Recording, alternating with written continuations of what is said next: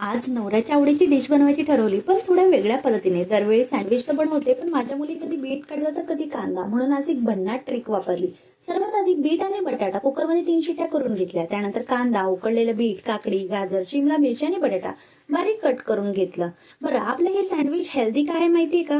कारण बीटमुळे भेटते हिमोग्लोबिन, गाजर डोळ्यांच्या आरोग्यासाठी आणि व्हिटॅमिन ए साठी चांगले, काकडी शरीराला हायड्रेटेड ठेवते, शिमला मिर्च मध्ये व्हिटॅमिन सी भरपूर असते. असे घरचे सँडविच बाहेरच्या फास्ट फूड पेक्षा अधिक पौष्टिक आणि स्वच्छ असते.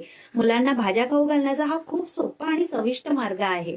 बरं, कट केलेलं सगळं साहित्य मी एका टोपामध्ये काढून घेतलं. त्यामध्ये मीठ, पेरी पेरी मसाला, ऑरिगानो, चाट मसाला आणि थोडंसं दही घातलं आणि सगळं छान मिक्स करून घेतलं, एकजीव करून घेतलं. आता सँडविचची जान म्हणजे पुदिन्याची चटणी बनवली. पुदिन्याच्या चटणीसाठी पुदिना, कोथिंबीर, अद्रक, लसूण, मिरची, जिरं आणि दही घालून छान मस्त बनवून घेतली. त्यानंतर बनवलेली चटणी ब्रेडला लावली, त्यावर तयार मिश्रण पसरवलं आणि चीज स्लाइस ठेवलं आणि छान सँडविच टोस्टर मध्ये गोल्डन ब्राऊन होईपर्यंत भाजून घेतलं. असं गरमागरम चीझी आणि हेल्दी सँडविच तयार. मुलींनी काहीच वेगळं न करता अगदी आवडीने खाल्लं. अशाच रेसिपी विथ बेनिफिटसाठी मला फॉलो अँड सबस्क्राईब करायला विसरू नका. खाऊया हेल्दी, राहूया हॅपी.